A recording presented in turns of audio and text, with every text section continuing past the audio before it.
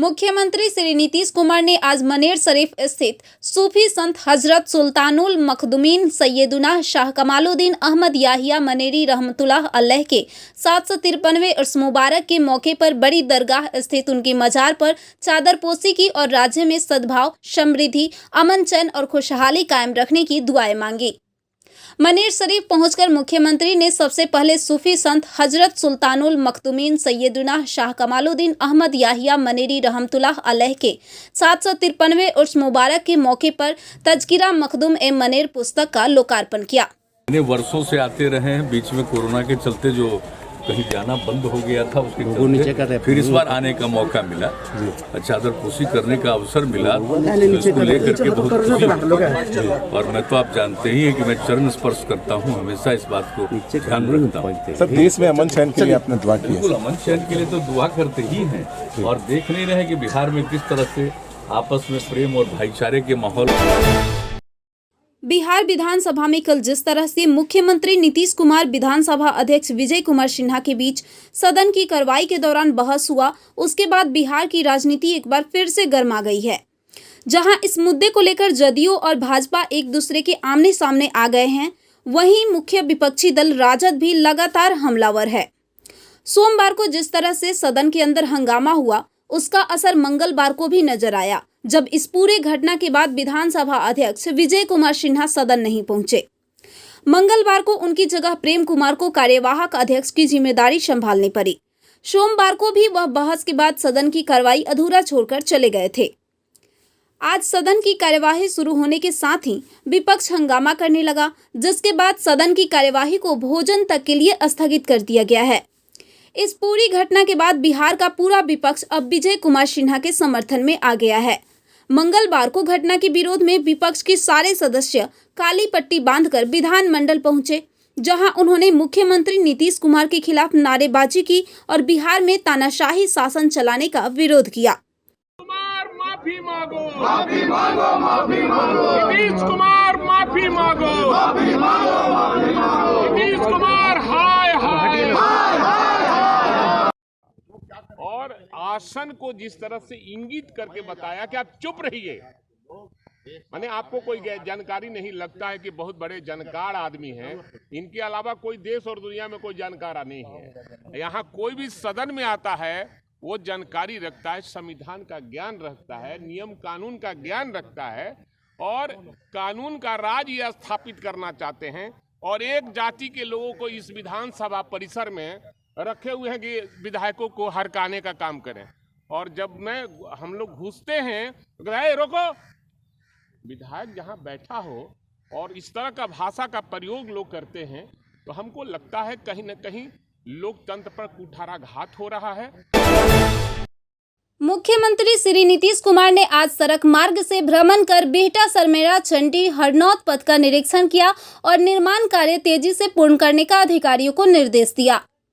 भ्रमण के दौरान मुख्यमंत्री ने सदीसोपुर जट डुमरी में रुककर निर्माणाधीन पथ प्रोजेक्ट का निरीक्षण किया। इस दौरान अधिकारियों ने मुख्यमंत्री को रेखाचित्र के माध्यम से इस पथ के निर्माण कार्य से संबंधित विस्तृत जानकारी दी।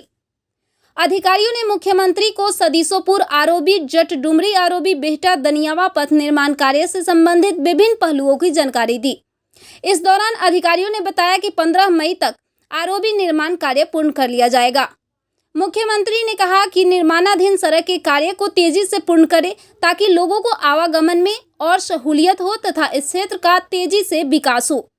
उन्होंने कहा कि पुनपुन के पुराने पथ को भी ठीक से मेंटेन रखें ताकि लोगों को आवागमन में किसी प्रकार की दिक्कत नहीं हो। बिहार विधानसभा में मुख्यमंत्री का विधानसभा अध्यक्ष के साथ जो रवैया रहा वह लोकतंत्र की हत्या के समान है। अगर लोकतंत्र को बचाना है तो मुख्यमंत्री को आज सदन में विधानसभा अध्यक्ष से माफी मांगनी चाहिए। केंद्र चुनाव के बाद बिहार में चुनाव हो जाता है 1 साल बाद, तो आप फिर कहिएगा उस चुनाव को देख के ये होता है। तो भाई अगर ऐसा होता तो बीजेपी सबसे बड़ी पार्टी है तो अकेले क्यों नहीं लड़ती है बिहार में? विश्व की सबसे बड़ी पार्टी है। तो अब लालसा सब लोगों की होती है, लोकतंत्र में सब लोग मालिक हैं भाई। हम इतने सीट पे लड़ेंगे, हम इतने सीट पे लड़ेंगे। और कटिहार में या सीमांचल के इलाकों में हम लोगों का लगातार समझौता कांग्रेस से रहा, एनसीपी से रहा। आज हमारा दल कमज़ोर हो गया, लेकिन आम आवाम की मांग थी कि भाई राष्ट्रीय जनता दल को अपने खुद पैरों पे लड़ना चाहिए।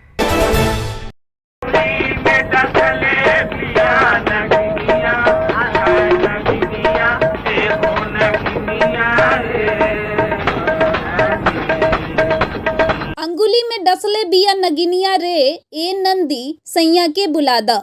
जैसे पूर्वी धुनों के रचयिता महान स्वतंत्रता सेनानी पंडित महेंद्र मिश्र की 136वीं जयंती हर वर्ष 16 मार्च को मनाई जाती है।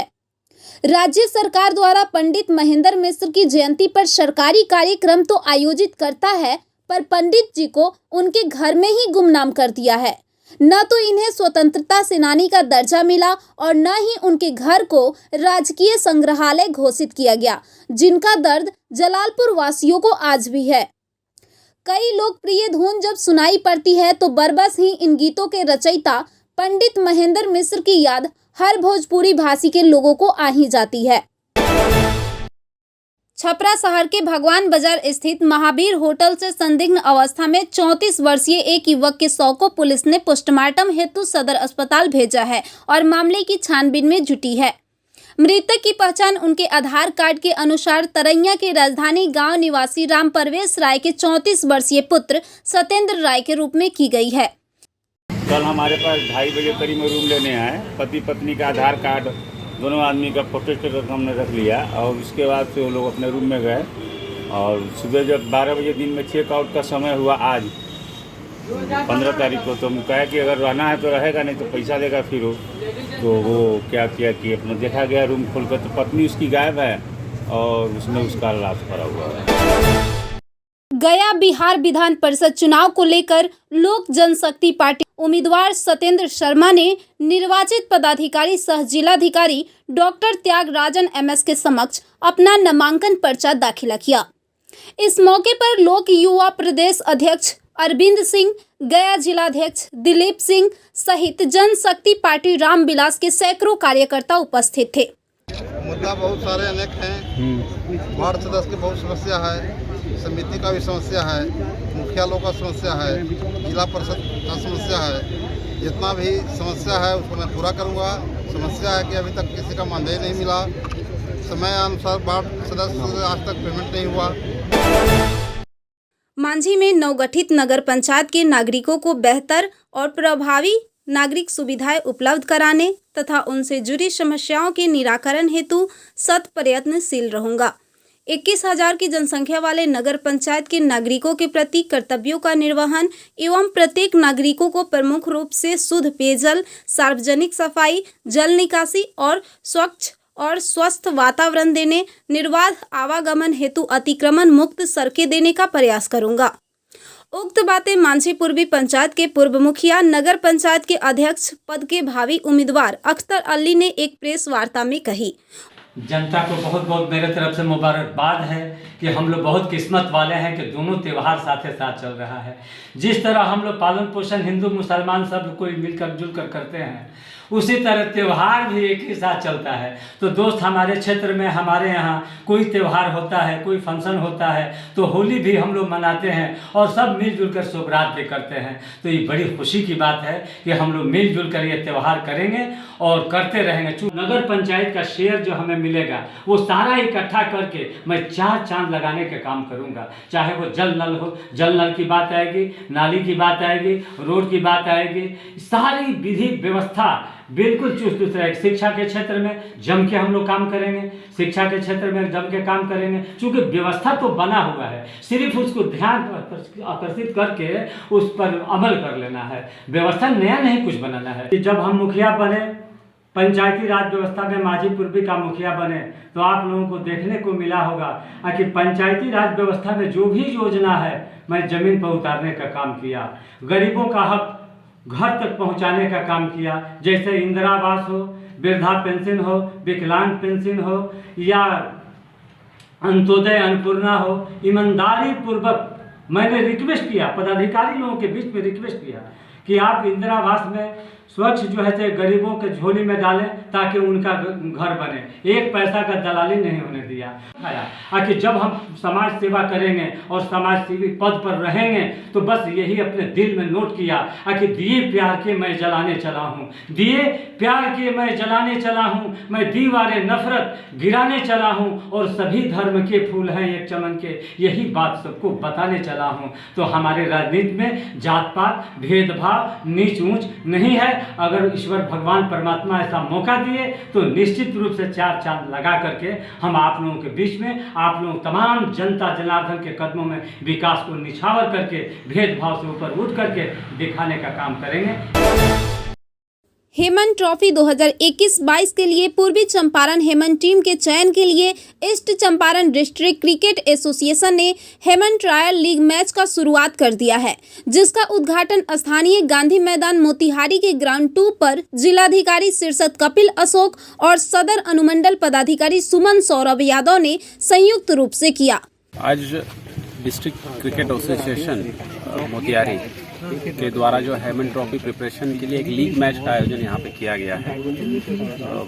अध्यक्ष ज्ञानेश्वर जी और उनकी पूरी टीम जो है यहाँ पे 5 टीम को सिलेक्ट किए हैं और बेहतर खिलाड़ियों की पहचान करने के लिए ये बेसिकली एफर्ट लिया गया है, ताकि जो है अभी जैसे साबिर है जो रॉयल चैलेंजर्स बेंगलोर में जो है बॉलिंग प्रैक्टिस के लिए उसको आमंत्रित किया गया है, शकीबुल गनी है जिसने अपने आप में वर्ल्ड रिकॉर्ड किया गया है। तो इस तरह के खिलाड़ी जो है यहाँ पे बढ़े और क्रिकेट के लिए जो है एक अच्छा पहचान के रूप में मोतिहारी आया है, इसलिए ये टूर्नामेंट है। मैं शुभकामनाएं देता हूँ सभी प्लेयर्स को और उनके पेरेंट्स को भी कि उन्होंने अपने बच्चों के लिए क्रिकेट ये गेम, ये सबसे ज़्यादा लोकप्रिय गेम है।